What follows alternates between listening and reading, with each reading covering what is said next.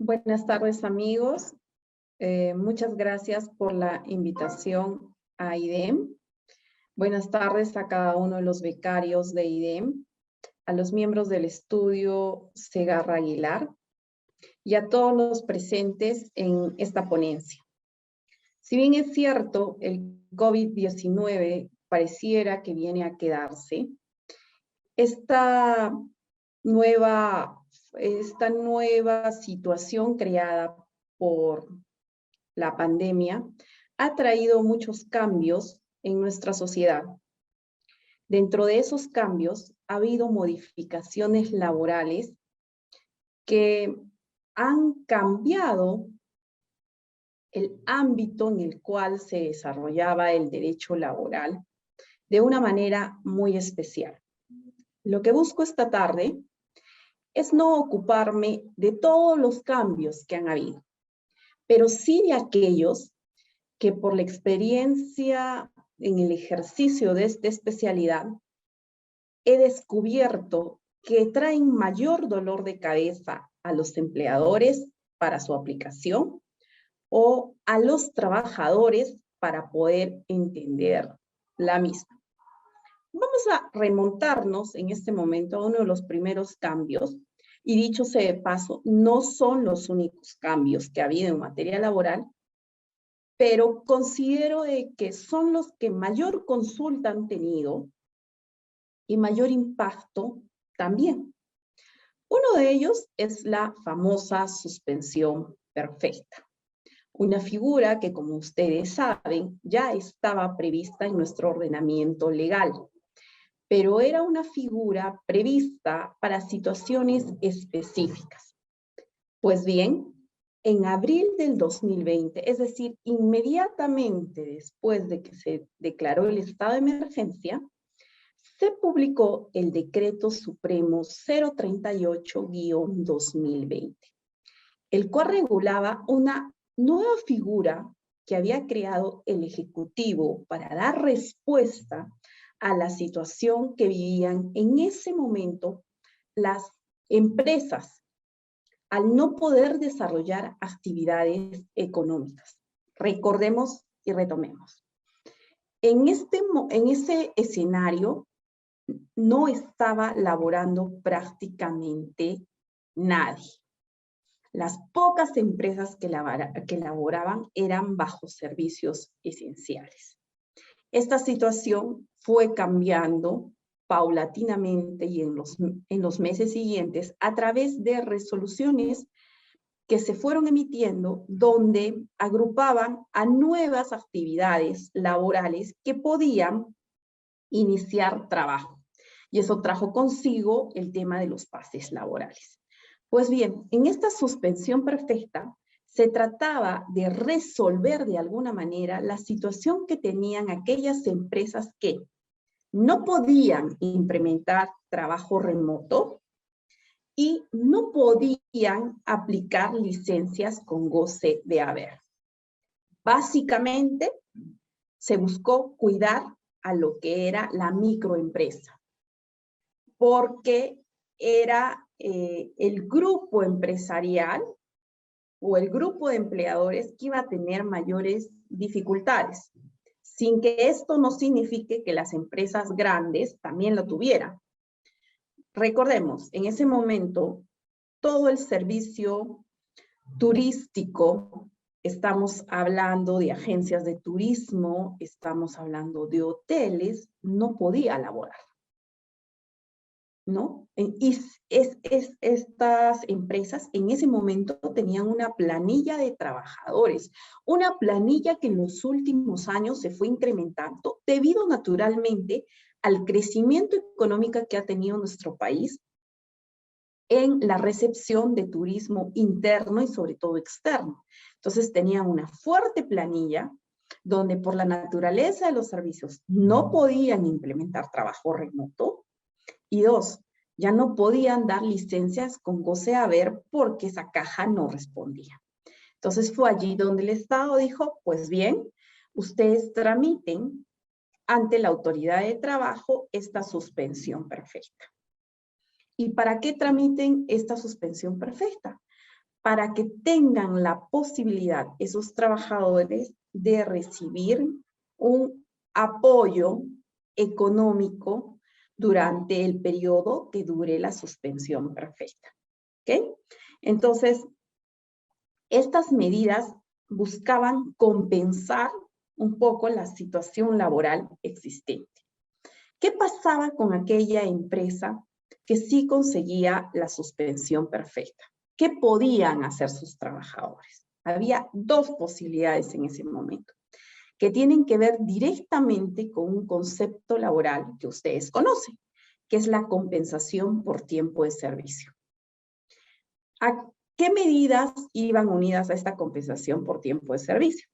Si la suspensión perfecta a la que he hecho referencia había sido aprobada y la bolsa de CTS que tenía ese trabajador era lo suficiente, entonces de esa bolsa podía solicitar el trabajador que mensualmente se le pagara la remuneración bruta mensual por el periodo de la suspensión perfecta. Para ello tenía que ir al banco donde tenía depositada su compensación por tiempo de servicio, demostrar la resolución que declaraba que su empresa era una de las que se le había aprobado la suspensión perfecta, y entonces el banco además cruzaba información con la plataforma del Ministerio de Trabajo y podía pagarle a cuenta de esa CTS las remuneraciones a estos trabajadores. Esa era la primera posibilidad y que directamente iba dirigida a utilizar los fondos de la compensación por tiempo de servicio, conocida por todos como CTS. La segunda posibilidad es solicitar al empleador un adelanto de mi CTS. Claro, si yo era un trabajador que recién estaba laborando un año, mi fondo no era lo suficiente. Entonces, ahí la norma posibilitaba que el trabajador pudiera solicitar un adelanto de su CTS y un adelanto de su gratificación de julio para poder cubrir de esta forma remuneraciones. Pues bien, este fondo que se llama compensación por tiempo de servicio, cuya naturaleza ustedes conocen de sobremanera, tiene por finalidad dar tranquilidad a los trabajadores cuando la relación laboral termina, se ha visto disminuida por esta última medida. Debo aclarar que como también hemos venido revisando en los últimos años, ya ese fondo se vino disminuyendo por los distintos gobiernos cuando permitió el retiro de la CTS. Pero, bien, ¿qué más? ¿Por qué afecta el tema lejos de que el trabajador disminuye la posibilidad que tiene de afrontar de mejor manera la situación que pueda sobrevenir luego del término de la relación laboral? También afecta porque esta CTS es utilizada por los empleadores cuando el trabajador es despedido por una falta grave que origine perjuicio al empleador. Cuando ocurre eso, el empleador puede dirigirse a la entidad financiera y solicitarle que retenga ese monto de CTS por un periodo de 30 días. Periodo en el cual el empleador puede iniciar el proceso judicial de daños y perjuicios en contra del trabajador. Ahora bien, estos 30 días naturalmente se acreditan con la interposición de la demanda ante el Poder Judicial. Y solo, repito, solo presentando esta demanda es que el banco va a retener la CTS por un periodo mayor. Pregunta: ¿y qué pasa si el empleador no cumple dentro de los 30 días con interponer la demanda? Muy buena pregunta. Pues allí el empleador tendrá que asumir, además de devolver la CTS, entregar los intereses que ésta haya generado en el periodo que no fue entregada al trabajador como correspondía. Mi pregunta va ahora. ¿Los trabajadores tendrán el fondo suficiente para responder en caso cometan acciones que afecten al patrimonio de los empleadores? ¿De dónde es que ahora los empleadores podrán hacerse cobro de los daños y perjuicios generados en una relación laboral producto de faltas graves? Esa es una de mis preguntas que van relacionadas a las decisiones que se han tomado durante esta pandemia. Lo segundo es que también va relacionada con la compensación de tiempo de servicio, es el tema de las medidas cautelares. Recordemos que nuestro nuevo Código Procesal Laboral establece la posibilidad de interponer medidas cautelares, ¿sí? Y dentro de estas medidas cautelares conocemos que hay una medida cautelar que se llama reposición provisional.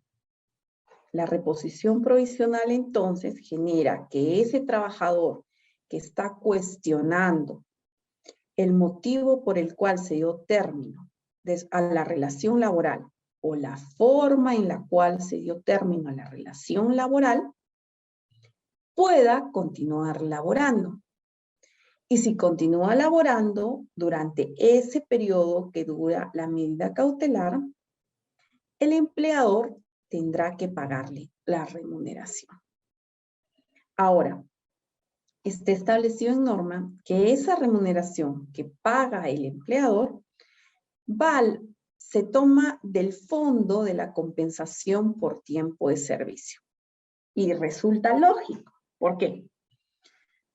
Porque si ese trabajador gana el proceso judicial donde cuestiona el término de la relación laboral, entonces lo que hará el empleador es simplemente reembolsar lo que sacó de la bolsa de CTS para pagarle las remuneraciones en el tiempo que estuvo vigente la medida cautelar.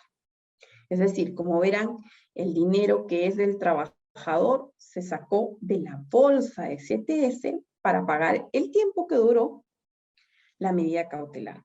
Pero, ¿qué ocurre si en el proceso principal resulta que la demanda es declarada infundada? Es decir, hubo causa para dar por terminada la relación laboral. Entonces, allí, naturalmente, el empleador no se verá afectado porque recordemos que donde sacó esta bolsa, la bolsa, que le permitió entregar el dinero al trabajador mes en pos de mes, fue de la propia bolsa de la CTS que tenía este trabajador. Pero volvamos a la suspensión perfecta y a las medidas que ya se dieron con anterioridad. En este momento, ¿habrá la bolsa suficiente para que se le reembolse se pueda pagar las reposiciones provisionales de los trabajadores? ¿O es que acaso el empleador tendrá que utilizar de sus propios fondos para cubrir las remuneraciones en el periodo que existe una medida cautelar de reposición? Esta situación que les narro ya ha pasado en el norte de nuestro país. Una empresa despidió a algo más de 22 trabajadores del sistema del ámbito agroindustrial. Y la Corte Suprema de la República ha establecido que no hay ningún tipo de despido. que el procedimiento se siguió como debía haberse seguido. Y estos 22 trabajadores, durante 1 año y 3 meses, percibieron remuneraciones por esta reposición provisional. Me pregunto, en este momento, ¿podrán esos trabajadores devolver el pago que recibieron? Es una respuesta que cada uno de ustedes tiene que desarrollar en función a lo que más o menos estamos conversando. Entonces veamos esta primera medida de suspensión perfecta, repito, generada a raíz de la pandemia, que es una figura totalmente diferente a la que teníamos establecido en la norma laboral, ha afectado directamente el fondo de la compensación por tiempo de servicio. Y como verán, a partir de allí hacia adelante hay una nueva situación que pienso va a modificar situaciones durante estos años que siguen, porque es donde se va a ver el efecto de estas medidas, ¿sí? Y justamente cuando he estado estableciendo cuáles eran las causales por las cuales uno podía ir a suspensión perfecta, hablamos de la posibilidad de implementar el trabajo remoto. Uno de los temas que hice referencia al iniciar esta exposición fue el trabajo remoto. La figura del trabajo remoto es una figura que ha generado el Ejecutivo a partir de la pandemia. Como es conocido por ustedes, hablar de trabajo remoto no es lo mismo que hablar de teletrabajo. Pareciera que son figuras iguales, pero no lo son. Sabemos que el trabajo remoto es aquel que presta el trabajador desde el lugar donde está desarrollando su aislamiento debido al padecimiento, debido a la protección o al padecimiento de algún familiar de COVID-19. En cambio, en el tema del trabajo remoto,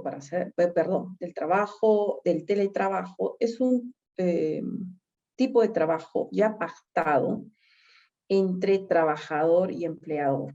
Nótese que allí hay acuerdo de ambas partes por desarrollar trabajo de esa manera.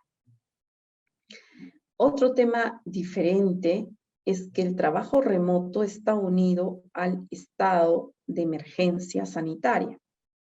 Es decir, esta forma de prestar labor en este momento en nuestro país, como la norma lo indica, es mientras se encuentre vigente la emergencia sanitaria. La gran pregunta allí será si en los meses que sigue, si esto lo logramos superar, ¿va a seguir el trabajo remoto? Si es así, tendría que modificarse la causal por la cual puede uno ir a trabajo remoto, ¿no? Y el trabajo remoto ha traído consigo características muy especiales.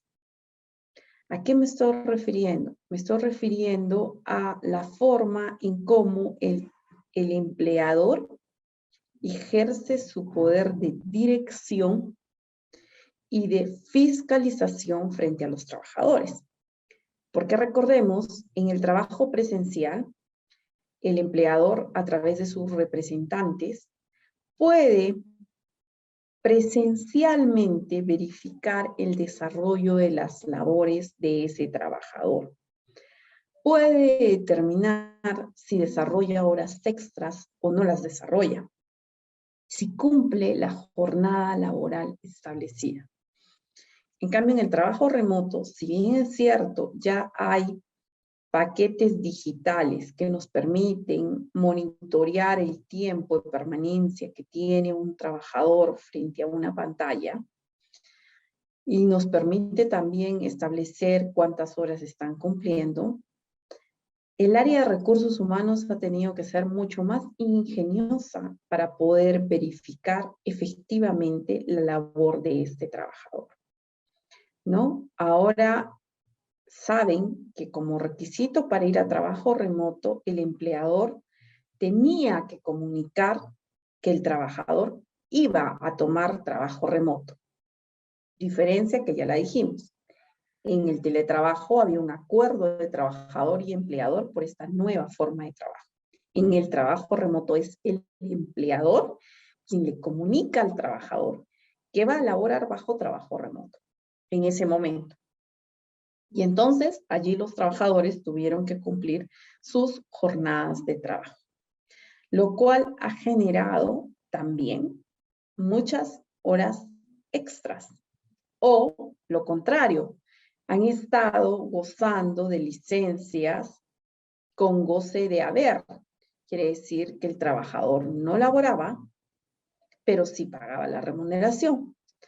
Eso en el sector público, el pago de estas horas sí ha sido regulado y se ha extendido hasta fines de diciembre del 2022 para que pueda pagarse ese tema de horas, que yo creo que es el sector público donde más licencias de este tipo ha habido. Entonces ya tienen un plazo para que los trabajadores puedan no solo compensar ese tiempo laborando efectivamente, sino recibiendo capacitación que es tomada en cuenta para poder disminuir el número de horas que le deben a favor del empleador, llámese en este momento entidades públicas. En el sector privado, si bien es cierto, no se ha hecho tanto uso de la licencia con goce de haber, sí lo ha habido. Entonces ahora también es un reto para los empleadores privados ver la forma en la cual estos trabajadores, sobre todo el grupo de riesgo, que fue el que más estuvo desarrollando licencias sin goce de haber en un primer momento, puede compensar estas horas, ¿no? Entonces, ese es un nuevo reto, repito, que hay que analizar y ver de qué manera pueden compensar las horas, pero sin que tampoco esa compensación de horas afecte la jornada de trabajo reconocida por el Perú, que son las 8 horas de trabajo, ¿no? Ahí hay que tener mucho cuidado y trabajar, sí, pues podría compensarse con trabajo de horas extras, pero ahí también hay que tener lineamientos por los temas de seguridad y salud en el trabajo. Pero retomando este tema de nuestro trabajo remoto, es una nueva modificación que yo pienso que puede venirse a quedar porque en algunos servicios, sobre todo en el área de algunas actividades o servicios, pareciera que ha dado buen resultado.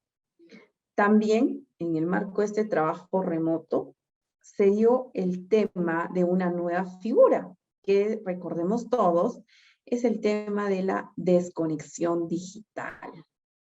Esta desconexión digital decía pues que los trabajadores tienen derecho de dejar de utilizar los aparatos móviles durante un periodo de tiempo, ¿no? Y que el empleador tenía que respetar el periodo de tiempo de la desconexión digital. Allí, a quienes regularon de manera especial el tema de la desconexión digital fue a los temas a la relación que tienen los trabajadores de dirección y confianza con los empleadores. ¿Por qué? Porque se había visto de que sobre todo en este tipo de trabajadores había una imperiosa necesidad de que pudieran desconectarse digitalmente. Y allí se estableció que como mínimo tenían que desconectarse, podían desconectarse hasta, 24 horas, ¿no? En los demás casos, la desconexión decía que era en el periodo en el cual tu empleador te había comunicado que ya terminaba tu jornada de trabajo. Naturalmente que esto en la práctica y bajo el principio de primacía de la realidad, considero que va a traer temas para analizar a nivel de los juzgados, porque habrá quienes demuestren que desarrollaron autorizada de horas extras. Recordemos que en el tema de horas extras debe haber un acuerdo entre trabajador y empleador para desarrollar horas extras. Y el hecho de que yo mande correos donde pido información fuera de la jornada de trabajo podría generar que el trabajador solicite el pago de horas extras. Pero repito, serán los nuevos retos o los nuevos procesos que yo creo que van a ser vistos a nivel judicial y donde se sentará precedente de cómo es que van a ser tratados estos temas, ¿no? Por último, hay el tema también que de alguna manera ha sufrido modificación durante esta pandemia que tiene que ver con las normas de seguridad y salud en el trabajo. En este momento, ya los empleadores son responsables directos de los temas que tienen que ver con la vacunación de los trabajadores, ¿sí? Porque a través de los dispositivos legales aprobados últimamente, es el empleador quien para desarrollar trabajo presencial debe verificar que el trabajador tenga las 2 vacunas. Hay un caso bien particular que seguramente también va a ser regulado posteriormente. ¿Cuál es? Es que ya en este momento se ha modificado el plazo del descanso que tiene un trabajador cuando padece de COVID-19. Y allí han puesto supuestos diferenciados, ¿no es cierto? Entonces hablamos de quien está 7 días, quien está hasta 5 días, y que va a depender mucho de si eres sintomático, asintomático, si recibiste la dosis completa. Y ahí hay el tema que yo quiero que notemos. Cuando se ha regulado este periodo para las licencias últimas que se han dictado, hablan de dosis completas y dicen 3 dosis. ¿Sí? Y el Ministerio de Salud ha regulado como 3 dosis completa. Sin embargo, cuando en diciembre del 2021 se ha regulado el retorno a la presencialidad de parte de los trabajadores, expresamente la norma establecía dosis completas, 2 vacunas. Entonces, en este momento, en nuestro ámbito laboral, para el tema del trabajo presencial, se exigen 2 vacunas. Para el tema del tratamiento de cuántos días yo puedo estar con licencia, se toman dosis completas como 3 vacunas. Supongo que en las semanas siguientes, en los meses siguientes, vamos a unificar criterios. Y probablemente lo que se pida después para el trabajo presencial sea una tercera dosis. Pero esto, repito, se va a ver con el devenir de los días, porque en este momento no existe un concepto igual para dosis completas. Basta que ustedes revisen las normas que se han dictado en relación al plazo de las licencias para el tema de los trabajadores que están padeciendo COVID en este momento.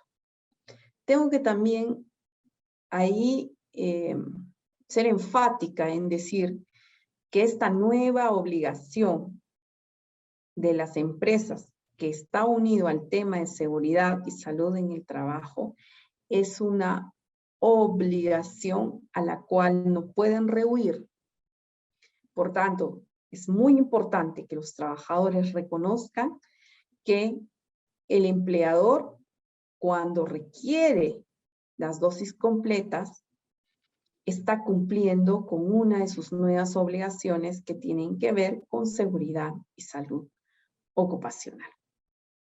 Como verán, he procurado dar algunas pinceladas de las principales modificaciones que hemos vivido en el ámbito laboral durante los últimos meses, diría yo más de un año, pero que han movido el escenario legal y que lo seguirán haciendo, porque habrán figuras creadas que van a quedarse en el tiempo y habrán otras que podrían ser perfeccionadas para ser utilizadas de una manera más satisfactoria en la relación de trabajadores y empleadores.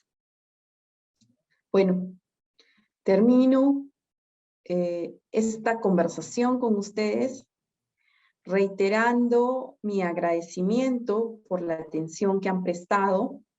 Espero que haya sido clara. Lo que ha buscado mi exposición es dar unas pinceladas sobre esas modificaciones que ustedes conocen y que se han venido dando en nuestro país durante la pandemia.